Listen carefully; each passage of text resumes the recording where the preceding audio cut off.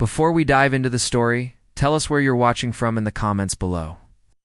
If you enjoy this video, don't forget to hit like and subscribe for more heart-touching tales. Wishing you a beautiful day now. Sit back and enjoy the story. Asterisk. The elevator descended into hell at exactly 6:47 p.m. Carrying Sophia Chen toward a fate she never chose. Her reflection in the polished steel doors showed a woman transformed beyond recognition. Emerald silk clinging to curves she'd spent 3 years hiding beneath shapeless blazers and oversized cardigans. The contact lenses made her eyes burn, but not as much as the knowledge that her entire career hung by the thread of tonight's performance. Julian Ashford waited in the marble lobby like a predator in Armani, his steel blue eyes scanning his phone with the mechanical precision that had built his empire. At 34, he commanded boardrooms with the same ruthless efficiency his grandfather had used to crush steel unions in the 1940s. Power was his birthright, cruelty his craft, and Sophia had spent 1,000 days watching him destroy people. With the casual indifference of swatting flies, the elevator chimed its arrival, and Julian glanced up, expecting his unremarkable secretary. Instead, his phone clattered to the marble floor. Christ. The word escaped him like a prayer torn from an atheist's throat. Sophia stepped into the lobby, her heels clicking against stone that cost more than most people's cars. Invisibility had ended in the space of a heartbeat, and she watched recognition dawn in Julian's eyes like a man seeing color for the first time. Sophia. His voice carried the uncertainty of a king discovering his servant was royalty in disguise. Mr. Ashford. She kept her tone level, professional, even as her pulse hammered against her throat. Apologize if I kept you waiting. Julian circled her like a buyer examining a thoroughbred, his gaze cataloging every detail of her transformation. The emerald gown hugged her body with liquid precision, revealing the elegant line of her neck, the graceful curve of her shoulders, the subtle strength in her posture that he'd never bothered to notice. Her black hair fell in glossy waves past her shoulders, no longer imprisoned in the severe bun that had been her uniform. Without the thick glasses, her face was a study in classical beauty, all sharp cheekbones and full lips that begged to be kissed. You look. He stopped, searching for words that didn't exist. Beautiful felt inadequate. Stunning was a magazine-cover descriptor. What stood before him transcended simple adjectives. Different, Sophia supplied, saving him from his uncharacteristic speechlessness. That's one word for it. Julian's voice had dropped to a gravelly whisper that made her skin prickle with unwanted awareness. The car is waiting. The Bentley purred through Chicago's evening traffic, leather seats soft as butter beneath Sophia's nervous hands. Julian sat beside her in the darkness, his presence filling the confined space like smoke. She could smell his cologne, something expensive and masculine that made her think of late nights and whispered promises. The city lights painted patterns across his face, highlighting the sharp angle of his jaw, the aristocratic line of his nose. Tell me about the Hamilton Foundation, Sophia said, desperate to break the tension crackling between them like a live wire. Julian's laugh held no warmth. Richard Hamilton built his fortune on the backs of child laborers in Bangladesh textile mills. Now he throws charity galas to wash the blood off his money. His wife, Margaret, collects causes like other women collect handbags. They're monsters. With good PR, and you need their $50 million? I need their legitimacy. Julian's fingers drummed against his thigh, a rare display of nervous energy. My father spent 40 years building respectability for the Ashford name. One wrong move tonight could destroy it all. Sophia studied his profile in the passing streetlights, seeing something she'd never noticed in 3 years of morning coffee and afternoon meetings. Beneath the polished exterior lurked genuine fear, a vulnerability he guarded more carefully than state secrets. What happens if I fail you tonight? Julian turned to meet her gaze, and for a moment his mask slipped completely. She saw the abandoned boy who'd inherited a kingdom at 29. The man who'd never learned to trust because everyone wanted something from him. And we both learned what it feels like to fall from grace. The Millennium Hotel ballroom blazed, with the cold fire of 10,000 crystals, each surface reflecting wealth so obscene it bordered on artistic. Chicago's elite mingled beneath chandeliers that cost more than most people's homes, their laughter sharp as champagne bubbles, their smiles practiced as Broadway performances. The air hummed with whispered deals and whispered scandals, the eternal dance of power changing hands in marble halls. Sophia's breath caught as they entered the ballroom. She'd helped Julian prepare for dozens of events like this, but experiencing it firsthand was like stepping into another dimension. The women wore gowns that belonged in museums, their jewelry catching light like captured stars. The men moved with the predatory grace of apex predators, each handshake a negotiation, each smile a weapon. "Remember, Julian?" murmured against her. His breath warm on her skin. "You're not my secretary tonight. You're my partner. Act like you belong here. And if I can't..." His hand found the small of her back, a touch that sent electricity racing up her spine, and were both dead in the water. Richard Hamilton materialized before them like a genial shark, his white hair gleaming under the ballroom lights, his smile wide enough to hide teeth that had torn apart a dozen competitors. Beside him, Margaret Hamilton glittered in diamonds. That could fund a small nation, her surgically perfected face frozen in an expression of perpetual delight. "Julian." Richard's voice boomed across the immediate vicinity, drawing attention like a siren call. "And this must be the lovely Natalie we've heard so much about." Sophia's blood turned to ice water. Julian's grip on her back tightened almost imperceptibly, the only sign of his rising panic. "Actually," Julian said smoothly, his voice betraying nothing of the disaster unfolding, "I'd like you to meet Sophia Chen. Natalie couldn't make it tonight due to a work commitment." Margaret's smile sharpened to a razored edge. "How disappointing. We were so looking forward to meeting your steady companion. You know how Richard and I feel about the importance of lasting relationships and business partnerships?" The threat hung in the perfumed air like poisonous flowers. Sophia felt the weight of $50 million pressing down on her shoulders. The future of Julian's empire balanced on her ability to convince two strangers that she was worthy of their respect. "Mrs. Hamilton," Sophia said, extending her hand with a confidence she didn't feel, "the pleasure is entirely mine. Julian speaks of you and your foundation's work constantly. The Children's Hospital project is truly inspiring." Margaret's handshake lingered, measuring, evaluating. "How long have you and Julian been together, dear?" The question was a loaded gun pointed directly at their elaborate deception. Sophia felt Julian's tension radiating through his fingertips, where they pressed against her spine. "Oh." One wrong word would shatter everything. "Long enough to know he's worth the wait," Sophia replied, allowing just a hint of intimate knowledge to color her voice. Richard laughed, the sound rich with approval, spoken like a woman who knows her own mind. "I like that. Don't you, darling?" Margaret's smile never wavered, but her eyes had gone cold as winter lakes. Indeed, such refreshing honesty. "Tell me, Sophia, what is it you do when you're not gracing? Charity events?" The trap was expertly laid, designed to expose Sophia as either unemployed arm candy or a working woman unworthy of their social circle. Julian's hand pressed more firmly against her back, a silent signal of support and desperation. "I work in corporate consulting," Sophia said, the lie flowing smooth as aged whiskey. "Risk assessment and strategic planning. Boring work, really, but it keeps me busy." "How fascinating," Margaret purred, though her tone suggested anything but fascination. "And where did you study?" "Northwestern. At least that wasn't a lie. Me, a program." Richard's eyebrows rose with genuine interest. "Impressive credentials. No wonder Julian keeps you close. Beauty and brains are a rare combination in our circles."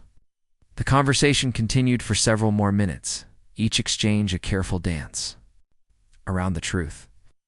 Sophia found herself falling into the rhythm of high society small talk, her Northwestern education and years of observing Julian's world providing the perfect foundation for her performance.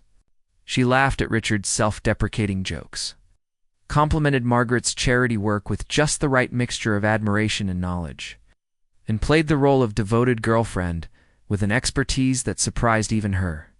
But beneath the surface performance, she was drowning.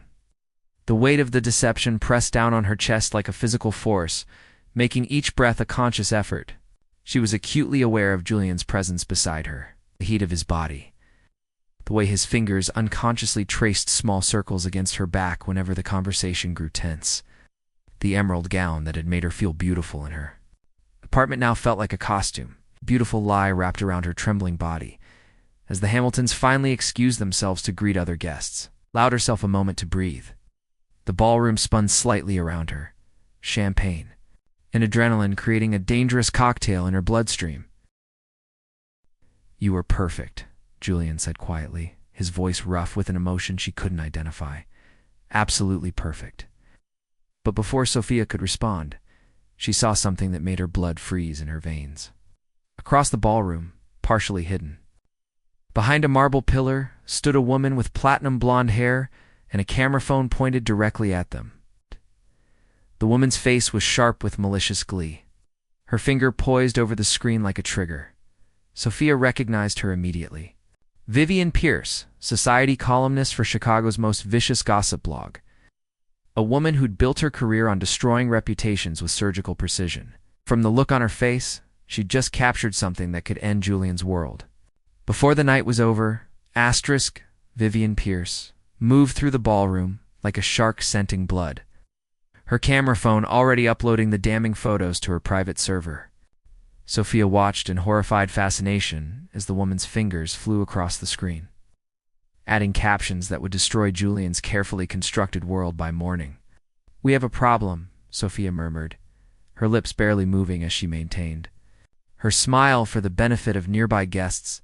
Julian followed her gaze, and his face went white beneath his tan. "Vivian Pierce, that poisonous bitch has been trying to sink me for years. What will she do with those photos? Expose everything." Julian's voice carried the weight of a man watching his empire crumble. "She knows Natalie is in Milan. She knows you're nobody. By tomorrow morning, every society page in the country will be running the story of how Julian Ashford brought his secretary to seduce the Hamilton Foundation." The orchestra struck up a waltz, couples swirling across the dance floor in a display of practiced elegance. Sophia watched them with growing desperation, her mind racing through possibilities that all led to the same devastating conclusion. "Dance with me," she said suddenly. "Dance with me now, before she gets close enough for clearer photos." Julian's hand found hers without question, muscle memory overriding conscious thought as he led her onto the dance floor. The moment they stepped into the swirling mass of dancers, Sophia felt the shift in the room's energy. Conversations paused mid-sentence, heads turned. Whispers rose like steam from hot coffee. Julian's arms slipped around her waist with practiced ease, pulling her close enough to feel the rapid beat of his heart through his tuxedo jacket. They moved together as if they'd done this 1,000 times before, her emerald gown flowing around them like liquid magic. "You're full of surprises tonight," Julian said, his voice low enough that only she could hear. "Where did you learn to dance like this?" "My mother insisted on lessons." Sophia allowed herself to sink into the rhythm, using the movement to scan the crowd for Vivian's predatory presence. She said a lady should always know how to carry herself with grace. "Your mother sounds like a wise woman." Pain flickered across Sophia's features before she could hide it. She was. Cancer took her 2 years ago. Julian's grip tightened almost imperceptibly, a gesture so subtle it might have been accidental if not for the sudden softness in his eyes. For a moment, the ruthless CEO disappeared entirely, replaced by a man who understood loss intimately. "I'm sorry," he said, and she could hear the genuine emotion beneath the words. "Losing a parent is never easy, no matter how old you are." "Is that experience talking?" Julian's jaw tightened. "My mother died when I was 12. Car accident. My father never recovered. He built his empire on her grave and died trying to fill the void she left behind." The revelation hit Sophia like a physical blow. 3 years of working for Julian Ashford, and she'd never known the core wound that drove his relentless pursuit of perfection. The man who terrified boardrooms across 3 continents was just another orphan trying to prove he was worthy of love. The waltz ended, but neither of them moved to separate. They stood frozen in the center of the dance floor, surrounded by swirling couples, but utterly alone in their moment of shared vulnerability. "There you are," Margaret Hamilton's voice cut through their trance like a blade. The older woman approached with predatory grace, her smile sharp enough to cut glass. Behind her, Richard followed with the calculating expression of a manhood, built fortunes on reading people's weaknesses. Such a lovely couple, Margaret purred, her gaze moving between them with uncomfortable intensity. You dance together beautifully. One can always tell when partners are truly compatible. Think. You, Sophia managed, acutely aware that they were being studied like specimens under a microscope. Tell me, dear, Margaret continued, how did you and Julian meet? I find origin stories so fascinating.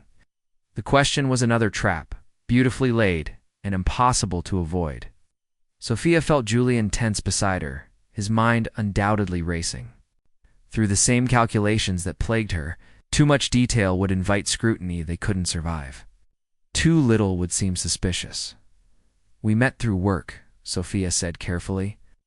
Julian was consulting with my firm on a project, professional. Meetings turned into personal ones.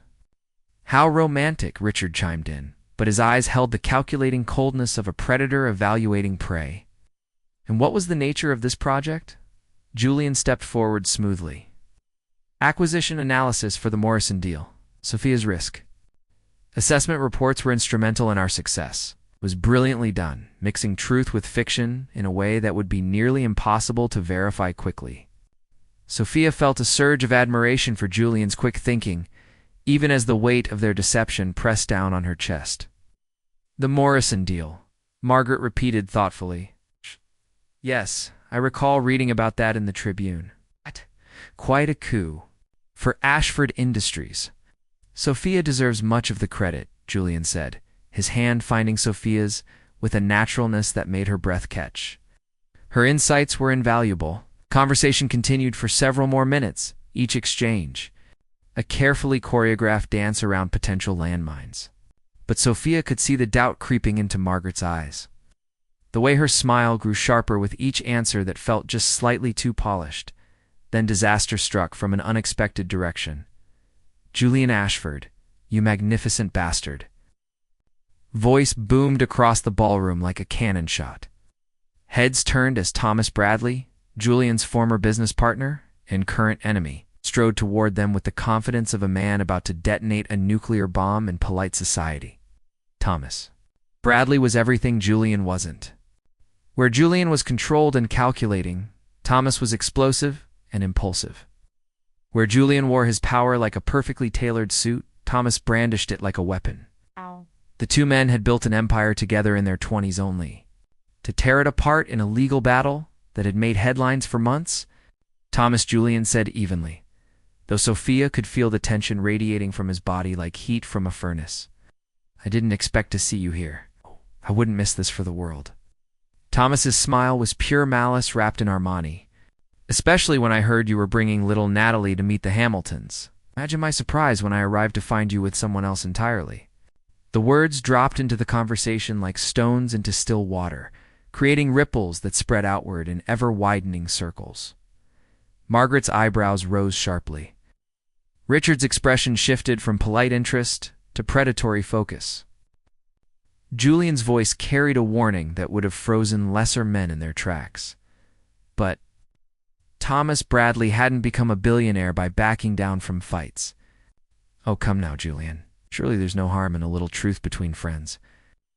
After all, we wouldn't want the Hamiltons to think you're not being entirely honest about your ... personal arrangements. Sophia watched the careful structure of their evening collapse like a house of cards in a hurricane.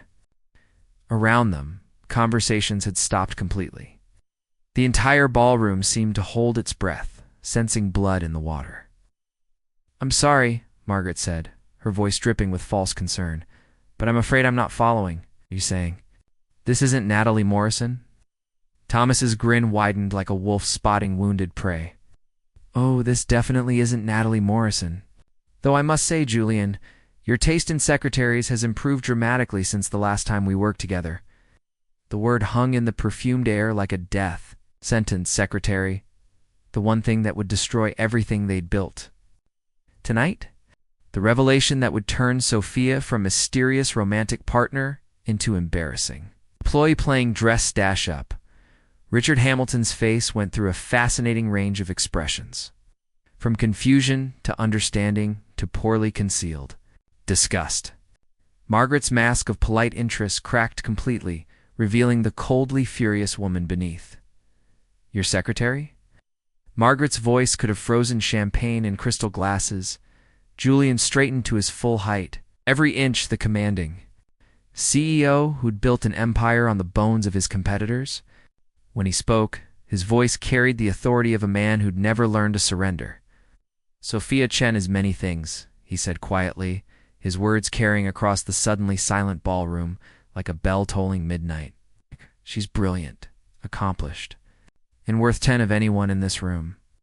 What she isn't is defined by her job title or anyone else's narrow expectations.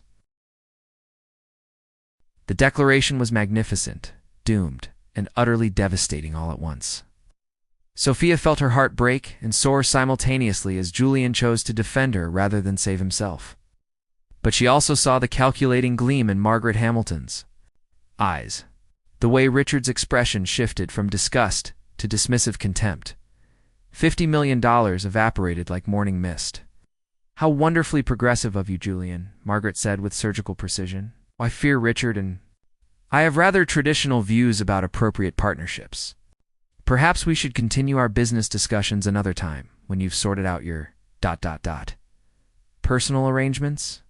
With that, the Hamiltons glided away like ships abandoning a sinking harbor, leaving Julian and Sophia stranded in a sea of whispered conversations and predatory stares. Thomas Bradley lingered just long enough to savor his victory, his smile sharp as broken glass. Give my regards to Natalie when she returns from Milan, he said pleasantly. I'm sure she'll find tonight's events absolutely fascinating. As he walked away, Sophia realized with crystalline clarity that their evening had transformed from elaborate deception into public execution. Around them, Chicago's elite circled like vultures, their phones already buzzing with messages that would spread the story across the city before dawn.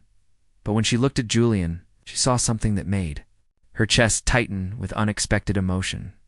Instead of the fury she expected, his face showed only a strange kind of peace, as if some weight he'd carried for years had finally been lifted from his shoulders.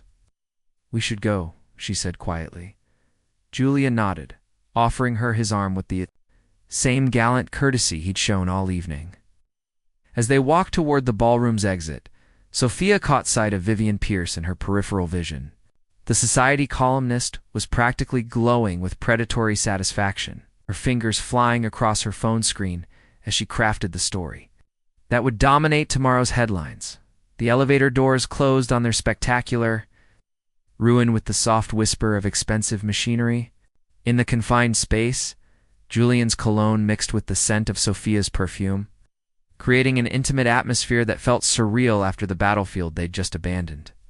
I'm sorry, Sophia said, her voice barely above a whisper. It cost you everything tonight. Julian turned to look at her, and she was startled by the intensity in his steel blue eyes. No, he said quietly. For the first time in my life, I think I finally gained something worth keeping. Before Sophia could process the meaning behind his words, the elevator chimed their arrival at the ground floor, and the doors opened to reveal a lobby full of paparazzi. Asterisk camera flashes exploded like lightning in the marble lobby, each burst illuminating the predatory faces of a dozen photographers who'd materialized like vultures, sensing carrion. Questions erupted from the crowd in a cacophony of professional hunger. Mr. Ashford, is it true Natalie Morrison left you? Who is your mystery companion? Are you having an affair with your secretary? Julian's arm slipped around Sophia's waist with protective intensity, his body becoming a shield between her and the ravenous media pack. She could feel the controlled violence in his muscles, the way his entire frame vibrated with barely restrained fury. No comment, he said, his voice cutting through the chaos like a blade. Move. But the photographers pressed closer, sensing blood in the water. One particularly aggressive paparazzo shoved his camera inches from Sophia's face, the flash blinding her momentarily. She stumbled slightly, the emerald gown that had made her feel like a princess now feeling like a target painted on her back. Julian's reaction was instantaneous and terrifying. His free hand shot out and grabbed the photographer's wrist with enough force to make the man cry out. The expensive camera clattering to the marble floor. "Touch her again," Julian said quietly, his voice carrying the promise of violence that made hardened reporters take involuntary steps backward, "and I'll end you." The lobby fell silent, except for the soft sound of Julian's Italian leather shoes against marble as he guided Sophia toward the exit. The photographers followed, but kept their distance like wolves respecting an alpha predator. The Bentley waited. At the curb, its engine purring with quiet power. Julian's driver, Marcus, held the door open with professional discretion, his weathered face betraying nothing of what he'd witnessed. But Sophia caught the glint of sympathy in his eyes as she slid into the leather sanctuary of the back seat. Julian settled beside her, his jaw tight with controlled rage. For several blocks they rode in silence through Chicago's glittering streets, the city lights painting patterns across their faces like abstract art. Finally, Sophia found her voice. "How bad will it be?" Julian's laugh held no humor. "Catastrophic. By morning, every society page and gossip blog in the country will be running the story. My relationship with Natalie will be front-page news, along with detailed speculation about my inappropriate relationship with my secretary and the Hamilton Foundation. Gone." The word fell between them like a stone into still water. $50 million evaporated because I couldn't keep my personal life properly compartmentalized. Sophia stared out the window at the passing cityscape, her reflection ghost-like in the tinted glass. "I should resign. Tonight. Create distance. Between us before this gets worse." No. The simple word carried such finality that Sophia turned to stare at Julian in shock. His profile was carved from granite, all sharp angles and uncompromising strength. "Julian, be reasonable. Every day I work for you now will be another day the media speculates about our relationship. Your reputation can't survive that kind of scrutiny. My reputation was built on being ruthless, efficient, and utterly focused on profit," Julian said, his voice rough with an emotion she couldn't identify. "Tonight, for the first time in my adult life, I acted like a human being instead of a calculating machine. I'm not apologizing for that." The Bentley pulled to a stop outside Sophia's modest apartment building in Lincoln Park. The neighborhood was quiet at this hour, stark contrast to the chaos they'd left behind at the hotel. Sophia made no move to leave the car, her hands twisted. In her lap, like wounded birds. What happens now? Julian turned to face her fully, and Sophia was struck by how different he looked in the shadows of the car. Gone was the polished CEO who commanded boardrooms with casual authority. In his place sat a man stripped of pretense, vulnerable in a way that made her chest tighten with unexpected tenderness. "Now we face the consequences," he said quietly. "Your choice." The weight of decision pressed down. On Sophia's shoulders, like lead. Everything logical told her to run, to disappear before the media frenzy destroyed what was left of her carefully constructed life. But something deeper, something that had nothing to do with logic, and everything. To do it the way Julian had defended her in that ballroom, kept her frozen in place. "I need time to think." Julian nodded, though she caught the flash of disappointment in his eyes. "Of course. Take all the time you need." Marcus appeared at her door like a silent guardian, offering his hand to help her from the car. Sophia stood on the sidewalk. Julian rolled down the window. "Sophia." His voice stopped her before she could turn toward her building. "Whatever you decide, know that tonight was worth it. Every catastrophic minute of it." The Bentley disappeared into the night, leaving Sophia alone on the empty street with the weight of the evening pressing down on her chest like a physical force. She climbed the stairs to her third-floor apartment, each step feeling like she was ascending toward an execution. Emma was waiting in her living room, laptop open, and face pale with shock. "Jesus Christ," Emma breathed, gesturing at the screen. "It's everywhere. Vivian Pierce's blog, the Tribune's Society section, even the national gossip sites. They're calling you the Secretary Cinderella." Sophia sank into her couch, suddenly, exhausted beyond measure. How bad is it? Emma turned the laptop so Sophia could see the headlines. Each one was worse than the last. Billionaire's ballroom deception. Julian Ashford's secretary masquerades as his date from filing cabinets to fairy tales. The woman who fooled Chicago's elite Ashford Industries in freefall. Stock prices plummet after charity gala scandal, but it was the photos that made Sophia's blood run cold. Vivian Pierce had captured everything. The moment Julian saw her in the lobby, his face transformed by shock and something that looked dangerously like desire. Their dance bodies pressed close in an intimacy that spoke of deeper connection than professional courtesy. The confrontation with Thomas Bradley, Julian's protective stance as he defended her honor. They're making it look like we've been having an affair for months, Sophia whispered, her voice hollow with disbelief. Have you been?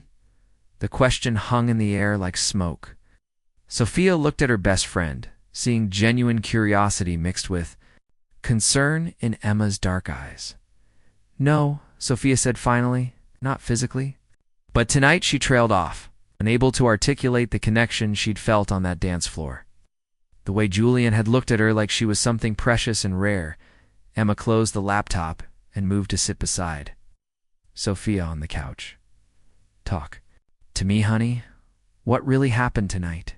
So Sophia told her everything. The transformation, the gala, the dance that had felt like awakening from a long sleep. The confrontation with Thomas Bradley and the media ambush afterward. Most importantly, the way Julian had chosen to defend her rather than save his business deal. He threw away $50 million for you, Emma said quietly when Sophia finished her story. He threw away $50 million for his pride. No, Emma's voice was gentle but firm. I've watched you work for that man for 3 years. I've seen how he treats people who disappoint him. What happened tonight wasn't about pride, Sophia. It was about something much more dangerous. What do you mean? Emma reached for Sophia's hands, holding them steady in her lap. I think, Julian, Ashford is falling in love with you.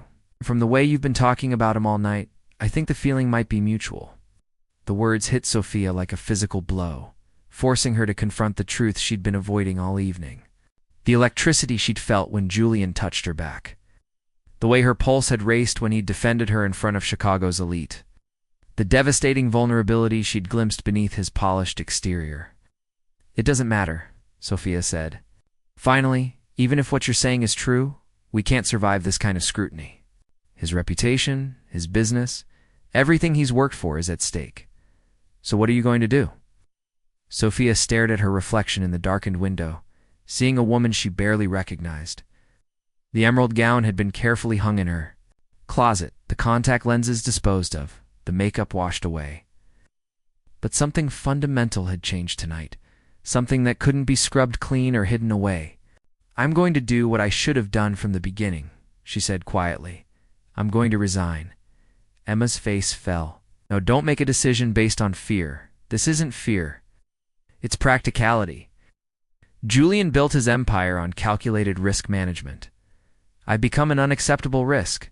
But even as Sophia spoke the words, she knew they weren't entirely true. Fear was exactly what drove her decision. Not fear of the media attention or the professional consequences, but fear of the way her heart had raced when Julian called her worth keeping. Fear of wanting something she could never have, something that would destroy them both if they tried to reach for it. Her phone buzzed with a text message. Julian's name appeared on the screen, and Sophia's heart clenched with unexpected pain. Don't make any permanent decisions tonight, please. We need to talk. Sophia stared at the message for a long moment before deleting it without responding. Nor she would type her resignation letter and end the most complicated chapter of her professional life. But tonight, she allowed herself one moment of impossible dreaming. In her bedroom, she caught sight of herself in the full-length mirror. Even without makeup and designer clothing, she looked different than she had that morning. There was something in her eyes that hadn't been there before, a knowledge of her own power and worth that no amount of thick glasses and baggy clothing could disguise. Julian Ashford had awakened something in her tonight, something that had been sleeping for so long she'd forgotten it existed. The question was whether that awakening would be her salvation or her destruction, as she lay in bed staring at the ceiling. Sophia's phone buzzed with constant notifications. Social media mentions, friend requests from strangers, interview requests from entertainment reporters. The machine of modern celebrity had latched onto her story and was grinding it into digestible content for mass consumption, but it was the email that arrived at 3 a.m. that changed everything. The sender was anonymous, the message brief and terrifying. "Miss Chen, you don't know me, but I know everything about you. Your mother's medical bills, your student loans, your pathetic little apartment, and your sad little life. Julian Ashford used you tonight, and tomorrow he'll discard you like yesterday's newspaper. But I can offer you something better. $5 million for an exclusive tell-all interview about your relationship with Chicago's most eligible bachelor. All you have to do is destroy him the way he's about to destroy you. You have 24 hours to decide. Choose wisely." Sophia read the message 3 times before the full implications hit her. Someone had been watching her, studying her vulnerabilities, waiting for exactly this moment to strike. The offer was obscene, impossible, and utterly tempting to someone. Drowning in debt and professional ruin, $5 million would solve every financial problem she'd ever had. It would pay off her student loans, cover her mother's remaining medical bills, and buy her a future free from the constant anxiety of making ends meet. All she had to do was betray the man who had defended her honor in front of Chicago's elite. Sophia stared at her phone screen until the words blurred together, knowing that her answer would determine not just her future, but the kind of person she was willing to become. Outside her window, dawn was breaking over Chicago, painting the sky in shades of gold and crimson. A new day was beginning, and with it, the most important decision of Sophia Chen's life. Sophia arrived at Ashford Industries at 6 a.m., 2 hours before the building officially opened. The early morning security guard barely glanced up from his newspaper as she badged through the turnstiles, her heels echoing hollowly in the empty marble lobby. She had dressed carefully that morning, choosing her most conservative suit and pulling her hair back into the severe bun that had been her armor for 3 years. The transformation back to invisibility felt like putting on old clothes that no longer fit properly. The 47th floor was a tomb of glass and steel, silent except for the whisper of climate control and the distant hum of the city waking up below. Sophia's desk sat precisely as she'd left it the previous afternoon. Back when her biggest concern had been scheduling Julian's conference calls and organizing his travel itinerary. Now the familiar workspace felt like a crime scene evidence of a life that had ended the moment she stepped into that emerald gown. She powered up her computer with trembling fingers and opened a new document. The resignation letter should have been simple, a professional courtesy wrapped in corporate language. Instead, she stared at the blank page for 20 minutes, her cursor blinking like an accusatory eye. The anonymous email from the night before burned in her memory like acid. $5 million. More money than she'd see in 10 lifetimes of working as Julian's secretary. All she had to do was destroy the man who had called her worth keeping. Sophia's phone buzzed with another notification. She'd turned off most alerts, but the mortgage company's automated reminders couldn't be silenced. Her mother's medical bills had devoured her savings, and now the modest apartment that held all her memories was 3 months behind on payments. $5 million would solve everything. $5 million would buy her freedom, but it would cost her soul. The elevator chimed softly in the distance, its arrival cutting through the morning silence like a blade. Sophia glanced at the clock on her computer screen. 7:30 a.m., Julian. Always arrived at exactly 8:30, which meant someone else was in the building. Someone who might have seen the news, who might be coming to gawk at the secretary who had dared to reach above her station. Footsteps approached across the marble floor. Measured and confident. Recognized the rhythm immediately, though. It was 30 minutes earlier than usual. Julian rounded the corner into view, and she felt her breath catch in her throat. He looked like hell. His usually perfect hair was disheveled, his tie slightly askew. The expensive suit couldn't hide the exhaustion etched into his features or the hollowed look around his eyes that spoke of a sleepless night. But it was the expression on his face when he saw her that made Sophia's chest tighten with unexpected emotion, relief, pure, unguarded relief that she was here, that she hadn't disappeared into the night like smoke. "You came in early," he said, his voice rough with fatigue. "I have work to finish." Sophia kept her tone professional, distant. Was the only way she could survive this conversation. Julian approached her desk slowly, like a man walking across a minefield. "We need to talk, I know. But first I need to give you this." Sophia's fingers hovered over her keyboard for a moment before she began typing. The resignation letter flowed from her fingers like water, each word carefully chosen to inflict the least damage while severing all ties between them. Julian watched her type, his expression growing darker with each line that appeared on the screen. When she finished and hit print, the sound of the office printer seemed to echo like gunfire. "Don't." The single word carried the weight of command and desperation in equal measure. Sophia retrieved the letter and placed it on Julian's desk with steady hands. "It's already done." Julian read the letter quickly, his jaw tightening with each professional courtesy and polite evasion. When he finished, he looked at her with eyes that held a mixture of fury and hurt that made her want to run. "Is bullshit," he said quietly, corporate speak designed to make a coward's retreat sound noble. The words hit Sophia like a physical blow, all the more devastating because they contained a grain of truth. "I'm protecting us both. You're protecting yourself." Julian crumpled the letter and threw it into his wastebasket with enough force to rattle the metal frame. "You're running away because last night got complicated, and complicated doesn't fit into your neat little life plan." Sophia stood abruptly, her chair rolling backward to hit the wall with a soft thud. "My neat little life plan? You think any of this was planned? You think I wanted to be humiliated in front of Chicago's elite? Photographed like some social climbing opportunist, turned into a cautionary tale about knowing your place. Is that what you think happened?" Last night, the question hung between them like a challenge. Sophia met his gaze, seeing something dangerous flickering in the depths of his steel blue eyes. Something that looked like the same reckless desire that had been building in her chest since the moment they danced together. "I think you needed a favor and I provided it," she said carefully. "Now, the favor has become a liability, so I'm removing myself from the equation." Julian laughed, but the sound held no humor. "A favor? Is that what we're calling it now?"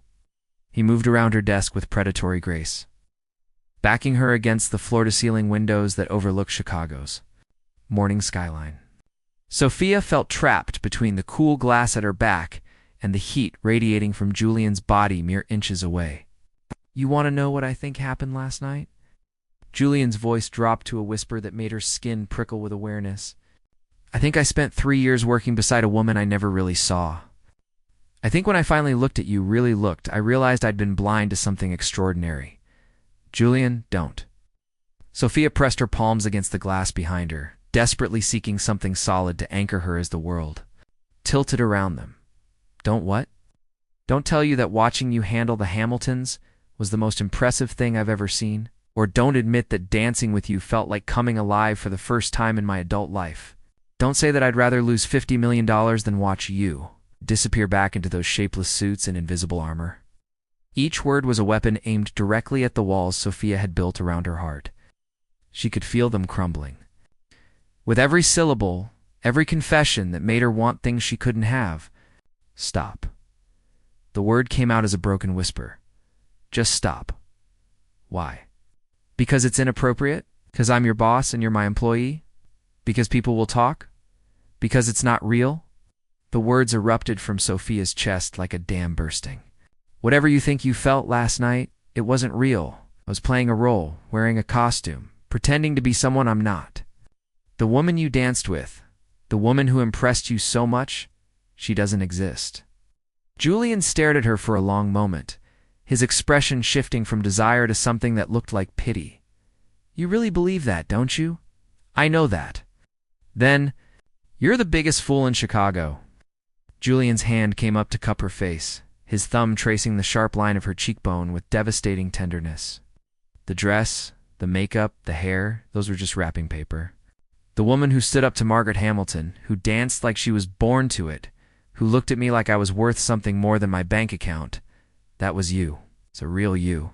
Sophia closed her eyes, trying to block out the seductive pull of his words, but she could feel herself weakening, feel the careful distance she'd maintained crumbling under the weight of his conviction. It doesn't matter, she whispered. Even if what you're saying is true, we can't survive this. The media, the gossip, the speculation about our relationship, your reputation, your business, everything you've worked for, will be destroyed. Maybe. Julian's other hand found her waist, pulling her closer until she could feel his heartbeat against her chest. Maybe it would be worth it. The confession hung between them like a live wire, dangerous and electric. Sophia opened her eyes to find Julian staring at her with an intensity that made her knees weak. This close, she could see the gold flecks in his blue eyes, could count the faint lines of exhaustion around their corners. Julian. His name came out like a prayer and a warning combined. He leaned forward, his lips brushing against her ear as he spoke. Stay, please. Let me figure out how to fix this. The words were her undoing. Sophia felt the last of her resistance crumble as she turned her head slightly, her lips finding his in a kiss that was 3 years of suppressed desire wrapped in desperate tenderness. Julian responded immediately, his arms wrapping around her, like he was afraid she might disappear if he didn't hold tight enough. For a perfect moment, the world narrowed to just this. The taste of coffee and possibility on Julian's lips, the solid strength of his body pressed against hers, the way he kissed her like she was something precious and rare, something worth protecting. Then Sophia's phone buzzed with an incoming call, reality crashing back into focus like cold water. She pulled away from Julian, her chest heaving as she stared at the caller ID. Unknown number, the anonymous emailer from the night before. I have to take this, she said, her voice barely above a whisper. Julian frowned, but stepped back, giving her space, while keeping his eyes fixed on her face. Sophia answered the call with trembling fingers. Miss Chen. The voice was electronically disguised, synthetic and cold. I trust you've had time to consider my offer. Sophia turned away from Julian, her free hand pressed against the glass wall as she struggled to think clearly. I'm not interested. Really? 'Cause from where I'm standing, it looks like you're about to make the biggest mistake of your life. Julian Ashford is using you, Miss Chen, playing with you like a cat with a wounded bird. Do you really think a man like him could ever truly want someone like you? The words were designed to hurt, and they found their mark with surgical precision. Sophia glanced over her shoulder at Julian, seeing him watching her with concern and growing suspicion. Who is this? Someone who knows the truth about Julian Ashford. Someone who knows about the merger talks with Blackstone Industries. Someone who knows he's been planning to fire you for months, ever since his relationship with Natalie Morrison became serious. Sophia felt the blood drain from her face. That's not true, isn't it? Check his computer, Miss Chen. Look for the file labeled Personnel Transitions. Your termination letter is already written. Who's planning to let you go the week after his engagement to Natalie was announced. The phone felt heavy in Sophia's hand, like it was made of lead instead of plastic and circuitry. You're lying, I ask him.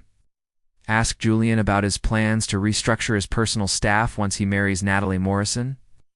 Ask him about the conversation he had with HR 2 weeks ago about finding your replacement. Sophia turned to face Julian, seeing something in his expression that made her stomach drop like a stone. Guilt, recognition, the look of a man who'd been caught in a truth he'd hoped to keep hidden. Sophia, he said quietly, it's not what you think. But it was exactly what she thought. The anonymous caller was telling the truth, and Julian's face confirmed every devastating word. $5 million, Miss Chen, the voice continued in her ear. All you have to do is tell the truth about Julian Ashford's pattern of using and discarding the women in his life. The story practically writes itself. Sophia ended the call without responding, her eyes fixed on Julian's face. You were going to fire me. It wasn't a question. The evidence was written in every line of his body, every guilty flicker in his eyes. Sophia, let me explain. You were going to fire me, she repeated, louder this time. long have you been planning it? Julian ran a hand through his already disheveled hair. Since Natalie and I started discussing marriage seriously, she felt that having a young, attractive female assistant would be inappropriate. The words hit Sophia like physical blows, each one more devastating than the last. So last night, when you needed a convenient replacement for your absent girlfriend, you decided to use your disposable secretary one last time before discarding her. No, that's not what happened, isn't it? Sophia's voice was rising now. 3 years of suppressed hurt and humiliation finally finding their voice. You needed arm candy for one night, so you dressed me up like a doll and paraded me in front of Chicago's elite. And when it all went wrong, you fed me a line about how special and remarkable I am. How you'd rather lose $50 million than lose me. Every word I said was true. Was it, or was it just damage control? A way to keep your secretary calm and compliant until you could figure out how to minimize the scandal? Julian stepped toward her, his hands raised in a gesture of surrender. Sophia, please, you have to believe me. What happened between us last night? What's happening right now? It has nothing to do with business calculations or damage control. Then, why didn't you tell me about the termination letter? The question hung in the air like an executioner's blade. Julian opened his mouth to respond, then closed it again, his face cycling through a dozen different emotions before settling on defeated honesty. Because I was a coward, he said quietly, because I knew that once you left I'd never see you again. Because somewhere along the way, firing you stopped being about business and started being about losing something I didn't even realize I valued. The confession was raw, honest, and utterly devastating. Sophia wanted to believe it, wanted to fold herself back into his arms and pretend the phone call had never happened. But the damage was done. The trust shattered beyond repair. It doesn't matter, she said finally. Whatever this is between us, whatever you think you feel, it's built on a foundation of lies and manipulation. I can't trust you, Julian. Can't trust that any of this is real. She moved toward her desk, gathering her few personal belongings with mechanical precision. The resignation letter in Julian's wastebasket suddenly seemed prophetic rather than premature. Where are you going? To sell my story to the highest. Bitter, Sophia said, the words falling from her lips like stones. If I'm going to be destroyed by this scandal anyway, I might as well profit from it. Julian's face went white. Sophia, no, don't do this. Not like this. Like what? Like you did to me? Using people for personal gain and then discarding them when they become inconvenient. She walked toward the elevator, each step feeling like she was walking toward her own execution. Behind her, she could hear Julian following, his voice growing more desperate with each word. Sophia, please, let me fix this. Give me a chance to make it right. The elevator doors opened with a soft chime, revealing the same marble and brass interior that had carried her toward transformation the night before. Now it felt like a tomb, a fitting end to the most complicated chapter of her life. Some things can't be fixed, she said, stepping inside. Some betrayals are too deep. As the doors began to close, Julian lunged forward, his hands slapping against the brushed steel surface just as they sealed shut. Sophia caught one last glimpse of his face. Seeing an anguish so profound, it made her chest ache with sympathetic pain. But it was too late. The elevator descended toward the lobby, carrying her away from Julian Ashford and toward a decision that would define the rest of her life, in her purse. Her phone buzzed with a text message from the unknown number. Wise choice, Ms. Chen. A car. We'll pick you up in 10 minutes. Time to get your revenge. Sophia stared at the message, her thumb hovering over the reply button. $5 million. Financial freedom. The chance to destroy the man who had played with her heart like it was a business acquisition. All she had to do was betray the person who had called her worth keeping. The elevator reached the ground floor, and the doors opened to reveal a lobby, full of paparazzi who had been waiting for exactly this moment. Camera flashes exploded like fireworks. Questions erupted from the crowd in a cacophony of professional hunger. Sophia stepped into the chaos. Her decision made, she was going to burn down Julian Ashford's world. One devastating revelation. At a time, the black sedan moved through Chicago's downtown traffic like a predator stalking prey. its tinted windows reflecting the morning sun in sheets of impenetrable darkness. Sophia sat in the back seat, her hands folded in her lap with deceptive calm, while her mind raced through the implications of what she was about to do. The anonymous contact had identified himself only as Marcus Webb, a freelance journalist who specialized in exposing corporate corruption. He had a lean, hungry face and eyes that missed nothing, the kind of man who built his career on other people's destruction. The recording equipment spread across the seat between them looked expensive and professional. "Just to be clear, Ms. Chen," Webb said, adjusting the small microphone clipped to her lapel, "once we record this interview, there's no taking it back. This story will be live on every major news platform within 6 hours." Sophia nodded, though. Her throat felt tight with suppressed emotion. "I understand." "And you're certain you want to proceed?" "Destroying Julian Ashford's reputation isn't something you do halfway. Once this information goes public, he'll be finished in Chicago business circles." The question should have been easy to answer. Julian had betrayed her trust, planned to discard her like yesterday's newspaper, used her for one night of corporate theater before returning her to invisibility. She owed him nothing, so why did her chest feel like it was being crushed by an invisible weight? "Miss Chen," Sophia looked up to find Webb studying her with professional interest. "You're having second thoughts?" "No, I'm just processing everything that's happened." Webb leaned back in his seat, the recording light on his equipment pulsing like a mechanical heartbeat. "Tell me about Julian Ashford's treatment of his female employees. Start with yourself." Sophia opened her mouth to begin the story that would destroy Julian's world, but the words wouldn't come. Instead, she found herself remembering the way he'd looked at her in the ballroom last night, like she was something precious and rare. The way he'd defended her honor in front of Chicago's elite, throwing away $50 million rather than let her be diminished. "Miss Chen." Sophia stopped, her voice catching on the admission she was about to make. He was always professional, demanding, but never inappropriate. Webb's eyebrows rose slightly. "But surely there must have been incidents. Uncomfortable situations. A man like Julian Ashford, with that kind of power and wealth, he must have made advances." "No," the word came out stronger than Sophia expected. "Never I see." Webb made a note on his tablet, his expression shifting from professional interest to mild irritation. "What about the termination letter? You confirmed that he was planning to fire you?" This was it. The opening she needed to expose Julian's betrayal, to reveal how he'd used her and planned to discard her. The words would be so easy to say, and they would buy her financial freedom at the cost of Julian's reputation. But as Sophia opened her mouth to speak, she realized something that made her blood run cold. She was becoming exactly the kind of person she'd always despised. "The termination was business," she said quietly. His fiancée felt it would be inappropriate for him to have a female assistant after they married. It's not uncommon in executive circles. Webb's frustration was becoming more obvious. "Miss Chen, I'm going to be direct with you. The people funding this story aren't interested in character references for Julian Ashford. They want destruction.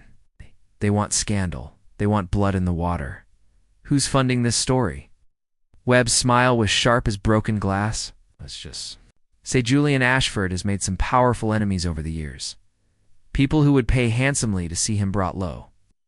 Understanding crashed over Sophia like a cold wave. This wasn't about justice or truth or exposing corruption. This was corporate warfare, and she was being used as a weapon in someone else's vendetta against Julian. "Thomas Bradley," she said, the pieces falling into place with crystalline clarity. "This is about Thomas Bradley." Webb's expression confirmed her suspicion without words. Thomas Bradley, Julian's former partner and current enemy, was orchestrating this entire operation. The man who had destroyed their evening at the charity. Gala was now trying to finish the job through her. Sophia reached up and unclipped the microphone from her lapel. "Stop the car." "Miss Chen, we haven't finished the interview." "Yes, we have." Sophia gathered her purse and reached for the door handle. "This interview is over." Webb's professional composure cracked completely. "You're making a mistake. Walk away now, and you get nothing. No money, no protection from the media storm that's coming. Julian Ashford will destroy you to save himself, and you'll have nothing to show for your sacrifice. maybe. Sophia opened the car door, letting Chicago's morning air flood into the confined space. But at least I'll be able to look at myself in the mirror. She stepped out onto the sidewalk, leaving Marcus Webb and his recording equipment behind. The sedan pulled away from the curb with the aggressive acceleration of frustrated ambition. Disappearing into traffic like a bad dream, Sophia stood on the corner of Michigan Avenue and Randolph, surrounded by the morning rush of commuters and tourists, and realized she had absolutely no idea what to do next. Her resignation from Ashford Industries was effective immediately. Her savings account was nearly empty. Her apartment was 3 months behind on mortgage payments, but for the first time in years, she felt like herself. Her phone buzzed with an incoming call. Julian's name appeared on the screen, and Sophia's heart clenched with unexpected pain. She let it go to voicemail, then immediately listened to the message. His voice was rough with exhaustion and something that sounded dangerously like desperation. I know you have every right to hate me. I know I've given you every reason to want revenge. But whatever you're planning, whatever they've offered, you please don't do it. It's not because of me, but because you're better than that. You're better than all of us. The message ended, leaving Sophia standing on the busy sidewalk with tears she hadn't realized she was crying streaming down her face. She walked without conscious destination, her feet carrying her through the familiar streets of downtown Chicago, while her mind processed the wreckage of the last 24 hours, somewhere between the Millennium Park and the Art Institute. She made a decision that felt like stepping off a cliff. She was going to save Julian Ashford from his own stupidity, even if it destroyed her in the process. The Ashford Industries building loomed against the afternoon sky like a monument to ambition, its glass and steel facade reflecting the clouds in sheets of metallic light. Sophia rode the elevator to the 47th floor one last time, her resignation letter still crumpled in Julian's wastebasket where he'd thrown it that morning.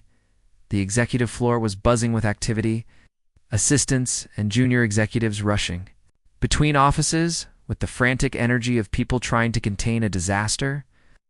Sophia could see the stress in their faces, the way conversations stopped when she appeared, the mixture of curiosity and pity in their eyes. Julian's office door was closed, but she could hear voices inside. Raised voices, the kind that suggested crisis management in full swing. Sophia knocked once and entered. Without waiting for permission, Julian stood behind his desk like a general, surveying a lost battlefield, his tie loosened and his shirt sleeves rolled up. Round him, his senior staff clustered like courtiers attending a dying king. The conversation died the moment Sophia appeared, every face in the room turning toward her with expressions ranging from surprise to outright hostility.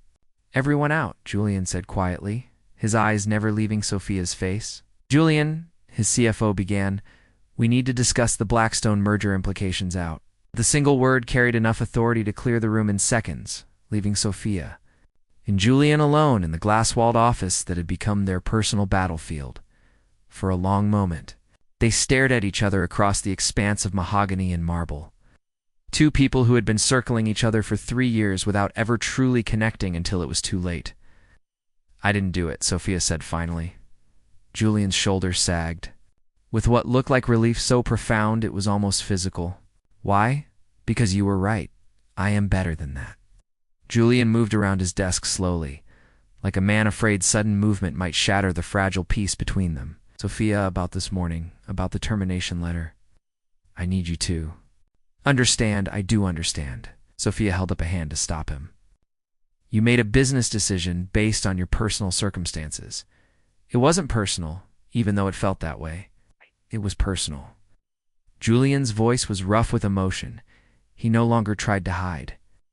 "Every decision I've made about you has been personal, even when I told myself it was business. Especially when I told myself it was business." The confession hung between them like a bridge neither was sure they could cross. Sophia felt the familiar pull of attraction, the dangerous desire to believe that whatever existed between them could survive the wreckage of scandal and broken trust. But some things couldn't be saved, no matter how much you wanted them. "I came here to give you something," Sophia said, reaching into her purse. She pulled out a flash drive and placed it on Julian's desk.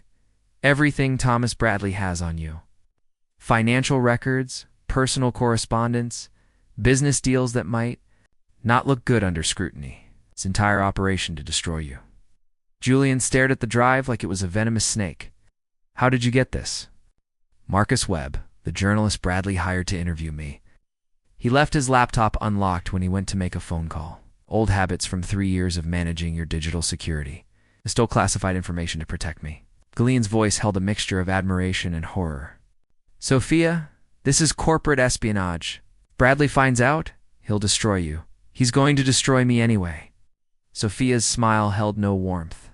At least this way, you'll survive. Julian picked up the flash drive, his fingers closing around, like he was holding something precious.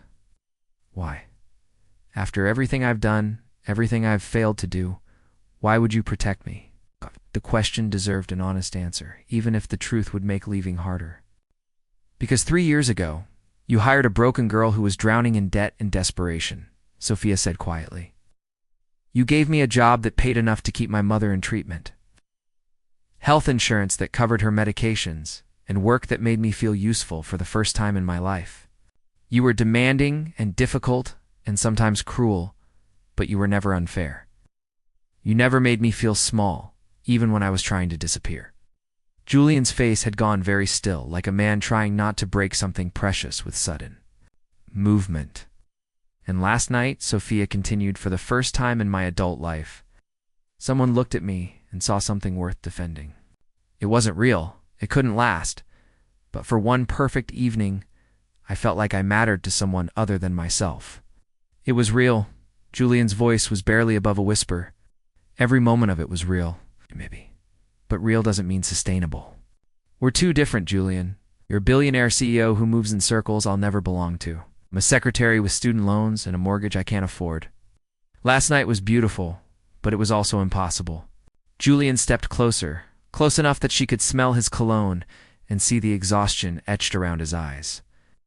What if I said I didn't care about any of that? What if I said I'd rather have one real thing with you than a lifetime of appropriate relationships with women I don't love? The words were everything Sophia had dreamed of hearing, and everything she knew would destroy them both if they acted on it.